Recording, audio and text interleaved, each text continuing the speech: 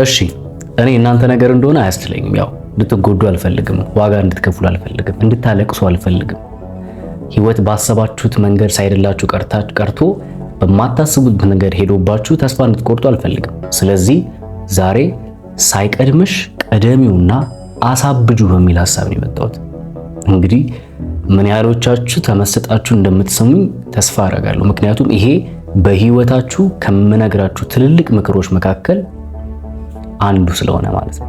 ስለዚህ በጣም ብዙ ሴቶች ከፍቅር አጋራቸው ጋር ወይ ደግሞ ከጮኛቸው ጋር ሆነው በእርግጥ ያው ትዳር ውስጥ አልገባም አሁን ለጊዜው፣ ምክንያቱም ትዳር ላይ ስለሚፈጠሩ የትኛውም ግጭቶች ተነጋግሮ መፍታት ምናምን የሚባል ነገር አለ፣ ከሁለት ኬዝ ውጪ ማለት ነው።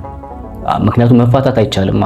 ስለዚህ በቻላችሁት አቅም ሪሌሽንሺፕ ላይ ያላችሁ፣ ጮኝነት ላይ ያላችሁ ሰዎች ወይም ደግሞ ያልገባችሁም መጠንቀቅ ስላለባችሁ ነው የምነግራችሁ። 5 ነጥቦችን እነግራችኋለሁ። ሴቶች በፍጹም መቀደም የሌለባችሁ መቅደም ያለብሽ ነገር ማለት ነው።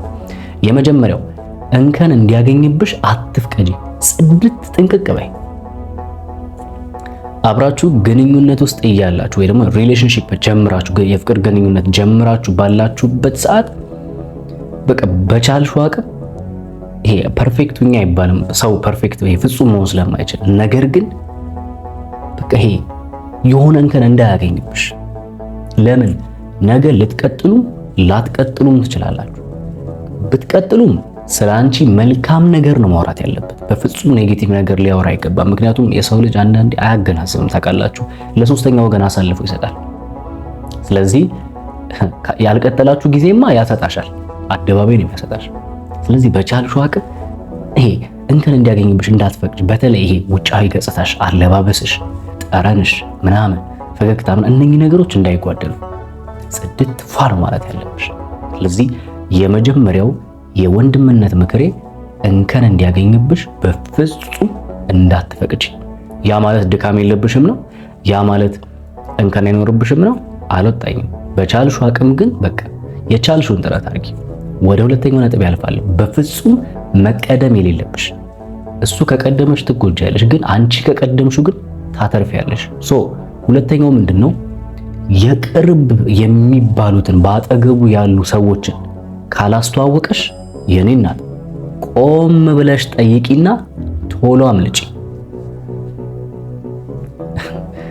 ይሄ የወንድምነት ምክሬ ነው የኔ እናት። አንድ እውነት ልንገርሽ፣ እኛ ወንዶች ማለት በቃ ሁሉም ወንዶች በቃ ደምድሜ ልንገራችሁ፣ ሁሉም ወንዶች በህይወቱ ላይ ከምር ሲያፈቅር፣ ከምር ሲወድ፣ ከምር ወደ ህይወቱ የሆነች ሴት ስትገባ ያቺን የገባችውን ሴት በዙሪያው ላሉ ሰዎች አለመናገር ወይ ደግሞ አለማስተዋወቅ አይችልም። ይጓጓል፣ እንዲያውቁለት ይፈልጋል። ለምን? በተለይ ቆንጆ ከሆንሽ በእርግጥ እዚህ ምድር ላይ ሁሉም ቆንጆ ነው፣ ግን በሰውኛ መስፈርት እሱ የሚፈልጋት አይነት ሴት ሆነሽ ከተገኘሽ ደግሞ ለማንም ነው ሊያሳየሽ የሚፈልገው። ለምን ይመስላችኋል ሴቶች ብዙ ወንዶች የተስተካከለ አቋም፣ የተስተካከለ ሰውነት፣ የሚያምር መልክ ያላትን ሴት የሚፈልጉት የሚወዱት ከሌሎቹ በላይ ለምን ይመስላችኋል? አንደኛ ለራሱ እኮ ነው፣ ለስሜቱ ደስ ይለዋል፣ ኮንፊደንስ ይሰማዋል። ሁለተኛ ግን በዙሪያው ያሉ ሰዎች ሲያዩለት እሱ የተሰማውን ኮንፊደንስ እነሱም ዋው እንዲሁ ስለሚፈልግ እኮ ነው። ስለዚህ በጣም ብዙዎቻችሁ እየተሸወዳችሁ ያላችሁት ምንድነው? ኦኬ እንግዲህ ያው የአዛን ድምጽ ከሰማችሁ ሌሊት ነው ይሄ ቪዲዮ እየሰራው ያለው። ኦልሞስት 11 ሰዓት ከምናምን ሆኗል። በጠዋት ስለምሰራ ነው። እሺ ትረዱኛላችሁ። ወደ ሐሳቤ ስመለስ የትኛውም ወንድ አንዳንዶች የምትሸወዱትን የምነግራችሁ የትኛውም ወንድ ያፈቅረኛል እኮ ምናምን ብላችሁ በቃ ፕራይቬት ማድረግ ፈልጋለሁ አለኝ ብላችሁ ትንቦኛላችሁ። እኔ የምላችሁ ልንገራችሁ፣ ለቤተሰብ ላይ ያስተዋውቅ ይችላል። ነገር ግን እንዴ ጓደኛ አይኖረውም? ታይ ወንድም አይኖረውም? እሺ ታይ የሆነ የልብ ጓደኛ ወይ ጎረቤት አይኖረውም? ማካፈል ይፈልጋል። ስለዚህ እንድትነቁ የምፈልገው ምንድነው? ካላስተዋወቀሽ there is something ወይ ሌላ ችግር አለበት። ስለዚህ በቻላችሁ አቅም ሳትቀደሙ መቅደም ያለብሽ ያላስተዋወቀሽ ከሆነ የማይናገር ፕራይቬት እኔ ለሰርጌ ነው ጊዜው ሲደርስ የሚልሽ ከሆነ የኔ እናት የሆነ ነጥብ እያያዘብሽ ነው። ስለዚህ ወይ ምናልባት አንቺን የቀረበሽ ለጊዜያዊ ነገር ሊሆን ይችላል። ነቃ በህቴ። ወደ ሶስተኛው ነጥብ የለፍ። ሶስተኛ ሳትቀደሚ መቅደም ያለብሽ ነገር ወይ ደግሞ ማወቅ ያለብሽ ነገር አፈቅርሻለሁ ያለሽን ሁሉ አትመኝ፣ የውሸትም ሊሆን ስለሚችል። ይሄ በእርግጥ አንዳንዶቻችሁን ግር ሊያስብላችሁ ይችላል። ነገር ግን ማወቅ ያለባችሁ አፈቅርሻለሁ ያለሽ ሁሉ አያፈቅርሽ። እንዴ ያፈቀረ አናውቅም እንዴ? ያፈቀረ እኮ ጊዜ ይሰጣል። ያፈቀረ እኮ ቼክ ያደርግሻል ደህንነትሽን። ያፈቀረ ይደውላል፣ ያገኝሻል፣ ቴክስት ያደርጋል። ያፈቀረ ስለ ነገ ያወራል። ማውራት ብቻ ሳይሆን ባወራውም ላይ ደግሞ ይገኛል። ነገ እንዲናረጋለን ማለት ብቻ አይደለም፣ አድርጎ ነው የሚያሳይሽ። ተግባር አለው። እሺ አንዳንዶቻችሁ የምትሸውሩት እዚህ ጋር የህልም እንጀራ እየያዛችሁ እየበላችሁ ነው። በቃ ከሱ ጋር ያለውት እንትን ያደርግልኛል፣ እንደዚህ እናደርጋለን ብሎኛል ማለት አይደለም። የኔ እናት ምን እርምጃ አድርጓል ነው? አብሮ እቅዱን ሲያቅድ አንቺን አስገብቶሻል? እቅድ ውስጥ ገብተሻል? ነይ አብረን እንሂድ ብሎሻል? ነይ እናከናውን ብሎሻል? እንደዚህ የማያረግ ከሆነ እኔ የወንድምነት ምክር ልንገርሽ የኔ እናት፣ ቆም ብለሽ ጠይቂ። ለምንድን ነው ፊውቸር ላይ ማያስገባኝ? ለምንድን ነው የሚደብቀኝ ምናምን በአንዳንድ ነገሮች። ስለዚህ አፈቅርሻለሁ ያለ ሁሉ አያፈቅርሽም። ፕራይቬሲ ነገር የሚያበዛ ከሆነ ስልኩን የሚደብቅ የሆነ ነገሩ የሚደብቅ ምናምን ከሆነ እኔ ቆም ብለሽ ብታይ ባይ ነኝ። ይሄን እህት ለራስሽ ነው እንዳትጎጂ። በአራተኛ ደረጃ ሳይቀድምሽ መቅደም ያለብሽ ነገር ምንድነው? አረ ላይክ አድርጉት። እኔ እኮ አንዳንድ ሰዎች ምን አለበት አሁን ላይክ ብታረጉ እንዲህ ብላችሁ እየሰማችሁ ሌሎች መጠቀም የለባቸው? ላይክ ማድረግ ከእድሜያችሁ አይቀንስ፣ ከምናችሁ ከኪሳችሁ አይወስድ። እንደው ባካችሁ ላይክ አድርጉት እስቲ። ከተመቻችሁ ደግሞ ቤቱን ፎሎ አድርጉት። ምንም እኮ ማለት አይደለም። ሰብስክራይብ ምናምን አድርጉ፣ ሌሎች ጋር እንዲደርስና እንዲጠቀሙ ታደርጋላችሁ።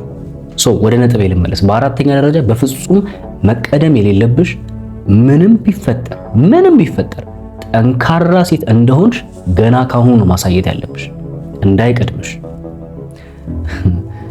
ማለት አናቆም ህይወት ወዴት እንደሚወስድ አይደለም። መለያየት ሊኖር ይችላል፣ መቀጠል ሊኖር ይችላል አይደለም። ህመም ሊፈጠር ይችላል፣ ብዙ ነገር ይፈጠራል፣ አለመግባባቶች ይኖራሉ። እነዚህ ነገሮች ቢፈጠሩም ግን ገና ካሁኑ ተፈጥሮ አይደለም ሳይፈጠር ቢፈጠሩ መቀጠል እንደምትችይ መሄድ እንደምትችይ እንደሚያብብብሽ ሊያውቅ ይገባል። ያ ማለት እሱ ወደ ህይወትሽ ስለገባ አይደለም ያንቺ ህይወት የሚቀጥለው፣ ፈጣሪሽና አምላክሽ ስላለ፣ በዙሪያሽ የሚወዱሽ ሰዎች ስላሉ። ስለዚህ ሄደም መጣ ህይወት ይቀጥላል የሚለውን ነገር ገና ካሁኑ እንዲያገናዘብ ንገሪው፣ አስተሳሰብሽን ንገሪው። አንዳንዶች በነገራችን ላይ ይቅርታ እኔ ያለ አንተ መኖር አልችልም ብላ እያላችሁ የሮሚዮና የጁሊየት እንትናችሁን አትስበኩ። እየመጣችሁ ስለ ህይወት ነው እያወራን ያለነው። ህይወት እኔ ያለ አንተ መኖር አልችልም አይባልም፣ ይኖራል። ያለሱ መኖር የማይቻለው ፈጣሪያችሁ ብቻ ነው። እሺ ከሱ ውጪ ትኖራላችሁ፣ ብቻ ይኖርላችሁ፣ እሱ ፈጣሪያችሁ ይኖርላችሁ። እሱ ካለ ሁሉ ይኖራል። ስለዚህ ያለ አንተ መኖር አልችልም ምናምን ያላችሁ የምታለቃቁ ሴቶች አረፍ። መኖር እንደምትችይ መቀጠል እንደምትችይ ህይወት እንደሚቀጥል ምንም የትኛውም የእድሜ ክልል ላይ ብትሆኚ በቃ እሱ የፈቀደው እንደሚሆን ነው ማወቅ ያለብሽና እንደዚህ የምትነግሪው ከሆነ ቆፍጣና ሴት ናት ብሎ ነው የሚያስበው። ሰው አንቺ ላይ ጌም ሊሰራ ወይ ደግሞ ጌም ሊጫወትብሽ አይሞክርም ማለት ነው። ወደ መጨረሻው ወደ አምስተኛው ነጥብ ሳልፍ በፍጹም መቀደም የሌለብሽ ነገር ምንድነው? ህይወት አጭር እንደሆነ ተረጂ። የማትደሰችበትን ህይወት እንዳትገነቢ እንዳትገቢበት። ይሄ የመጨረሻ ምክሬ ነው። እናቴ 37 አይደለ 47 80 ዓመት ብትኖሪ ነው፣ ከዛ በላይ አትኖሪ። በቃ ትሄጃለሽ እኮ ትሞቻለሽ፣ ወደ ቻው ወደ አፈር ነህና አይደል የተባለው።